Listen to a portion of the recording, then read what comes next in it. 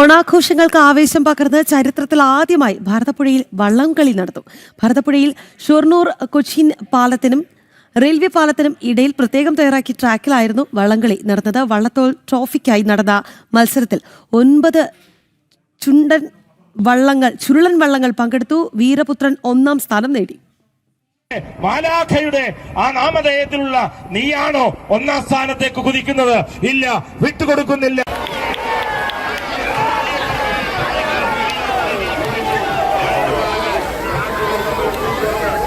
ഓണാഘോഷങ്ങളുടെ ഭാഗമായി ചെറുതുരുത്തി നിള ബോട്ട് ക്ലബിന്റെ നേതൃത്വത്തിലാണ് ഭാരതപ്പുഴയിൽ ഷൊർണൂർ കൊച്ചിൻ പാലത്തിനും റെയിൽവേ പാലത്തിനുമിടയിൽ പ്രത്യേകം തയ്യാറാക്കിയ ട്രാക്കിൽ വള്ളംകളി നടന്നത്. വള്ളത്തോൾ ട്രോഫിക്കായി നടന്ന മത്സരത്തിൽ 9 ചുരുളൻ വള്ളങ്ങൾ ആവേശകരമായി തുഴയെറിഞ്ഞു. Shoranur MLA P Mammikutty flag off ചെയ്തു. 9 ചുരുളൻ വള്ളങ്ങളുടെ ആവേശകരമായ തുഴച്ചിലിനൊടുവിൽ വീരപുത്രൻ 1-ാം സ്ഥാനം നേടി. കോരിച്ചെറിയുന്ന മഴയെ വകവയ്ക്കാതെ ആയിരക്കണക്കിന് ആളുകളാണ് വള്ളംകളി കാണാനെത്തിയത്. തുഴച്ചിലിനൊടുവിൽ പുളിക്കക്കടവൻ ദേശമംഗലം ജിങ്കിൾ ആർക്ക് ഹോം സ്റ്റേ 2-ാം സ്ഥാനം കരസ്ഥമാക്കി.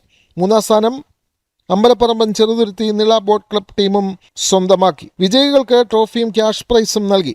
ജലഘോഷയാത്രയിൽ അച്ചടക്കമുള്ള ടീമിന് ഈഗിൾ ജെറ്റ് അർഹമായി. Veeraputhran, Nattukomban, Vadakkunnathan, Parakkumkuthira junior, Mikhayel, Ambalaparamban junior, eagle jet, super jet എന്നീ 9 വള്ളങ്ങളാണ് മത്സരത്തിനായി ഇറങ്ങിയത്.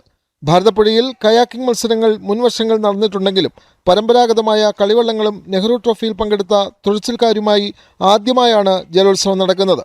ജനം, പാലക്കാട്.